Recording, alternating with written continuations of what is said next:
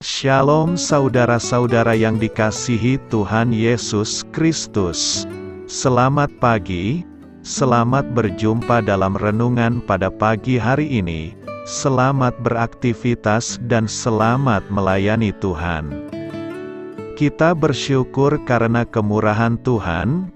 Hari ini kita boleh bangun dengan kekuatan baru. Semua karena anugerah Tuhan. Saat ini sebelum kita mendengarkan renungan firman Tuhan, marilah sama-sama kita berdoa. Bapa kami yang di sorga, Bapa dalam nama Tuhan Yesus Kristus, Tuhan dan Allah kami yang baik, kami bersyukur untuk berkat kemurahan-Mu, di sepanjang malam Tuhan sudah lindungi kami, dan pagi ini kami boleh ada sebagaimana kami adanya. Semua karena berkat kemurahan Tuhan. Saat ini kami mau mendengarkan sabda firman-Mu.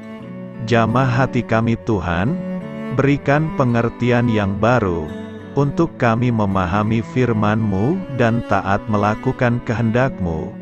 Dalam nama Tuhan Yesus, kami berdoa.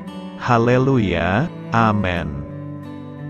Sahabat suara kasih, ayat pembacaan Alkitab kita hari ini terambil dari 1 Korintus 15 ayat yang ke-1 sampai 11. 1 Korintus 15 ayat 1 sampai 11.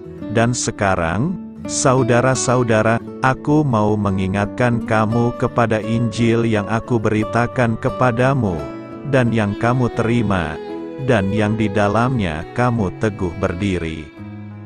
Oleh Injil itu kamu diselamatkan, asal kamu teguh berpegang padanya, seperti yang telah kuberitakan kepadamu, kecuali kalau kamu telah sia-sia saja menjadi percaya.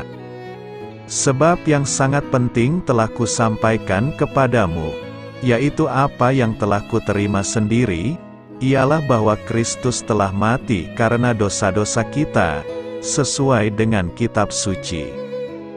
Bahwa Ia telah dikuburkan, dan bahwa Ia telah dibangkitkan, pada hari yang ketiga, sesuai dengan kitab suci, bahwa Ia telah menampakkan diri kepada Kefas, dan kemudian kepada ke-12 murid-Nya.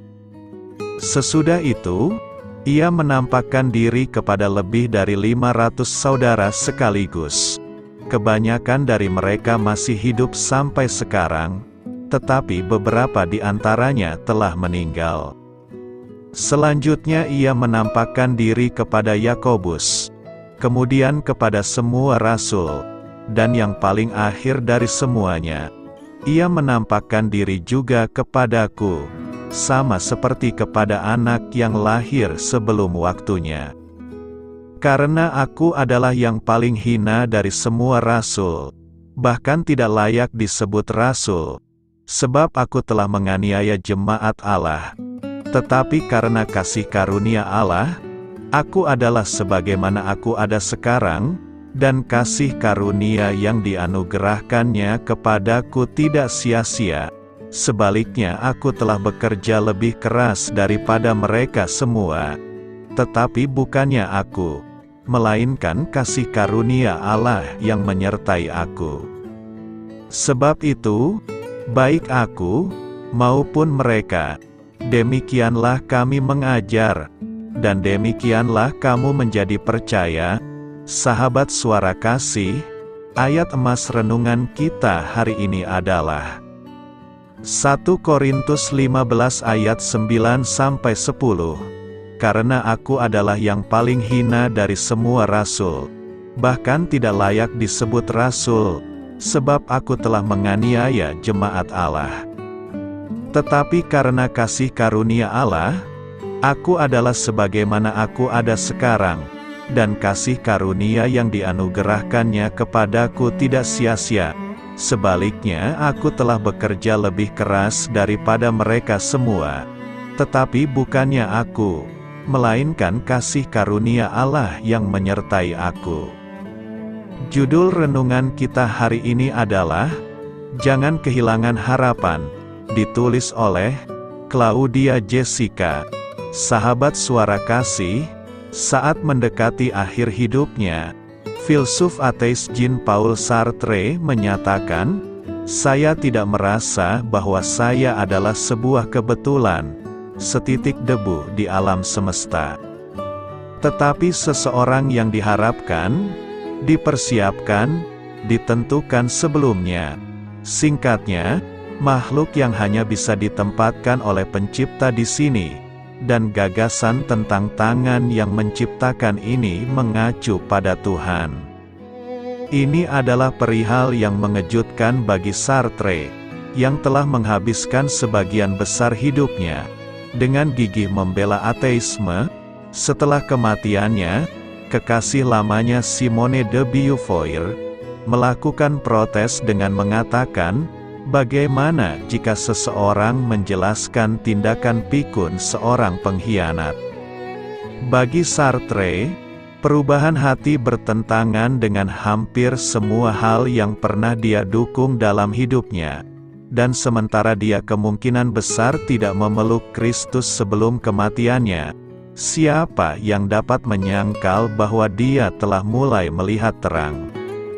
Saat kita melihat orang-orang yang tidak percaya, ada banyak orang yang seperti Rasul Paulus sebelum pertobatannya, mereka terlihat tidak memiliki harapan, mereka telah mengeraskan hati mereka, dan nampaknya mereka tidak akan pernah sampai pada kebenaran.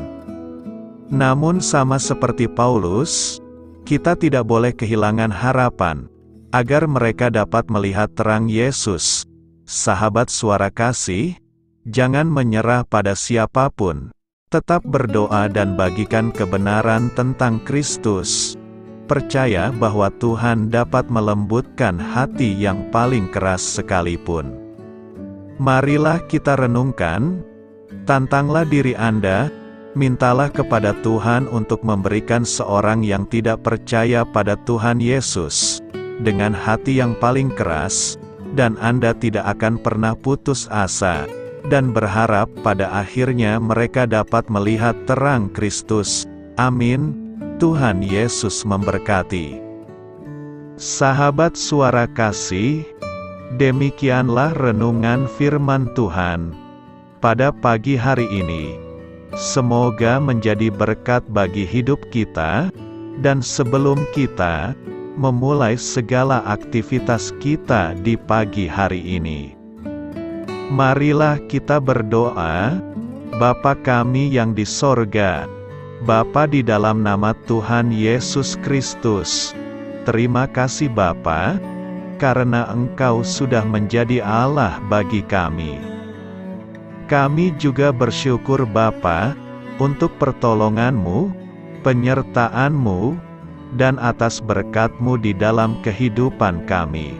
Kami berbahagia dan bersyukur Bapa, untuk kebaikan-Mu di pagi hari ini.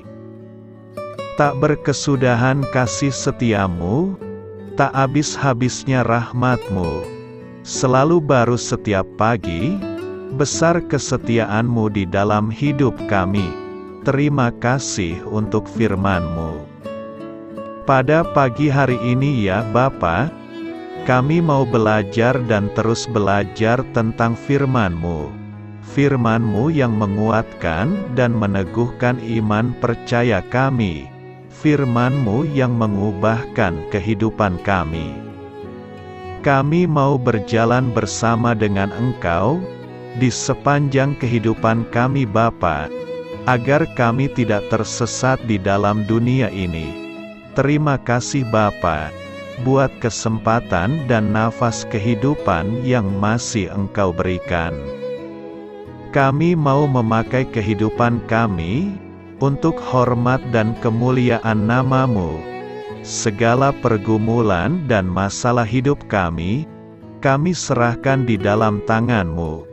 Engkau yang akan menyelesaikannya bagi hidup kami. Kami hanya berharap kepada-Mu, Bapa. Hamba berdoa untuk saudara-saudara kami, yang sudah mendengarkan renungan firman-Mu pada pagi hari ini, yang saat ini sedang mengalami sakit penyakit. pergumulan, masalah, kebutuhan ekonomi. Kiranya Engkau yang jamah, sembuhkan dan pulihkan. Berkati juga perekonomian mereka, serta berikan jalan keluar di setiap pergumulan masalah yang mereka sedang hadapi. Dan ajarlah kami Bapa, untuk selalu berharap dan percaya sepenuhnya kepada Tuhan Yesus. Kiranya Engkau yang terus memberkati kehidupan kami, keluarga kami, dan sanak saudara kami, daerah tempat tinggal kami, bangsa dan negara kami, pemerintah-pemerintah kami. Biarlah semuanya dalam perlindungan-Mu Bapa, dan jadilah sesuai dengan kehendak-Mu yang terbaik di dalam kehidupan kami. Dan pada pagi hari ini ya Bapa, kami mau berterima kasih buat perlindungan-Mu di sepanjang malam yang telah kami lewati. Pagi hari ini, kami akan memulai aktivitas kami sebagaimana mestinya. Kami yakin dan percaya, perlindungan-Mu tetap ada di dalam hidup kami, dan juga di sepanjang hari yang akan kami lewati ini. Terima kasih Bapa. Inilah yang menjadi doa dan permohonan kami. Dalam nama Tuhan Yesus Kristus, kami berdoa. Amin.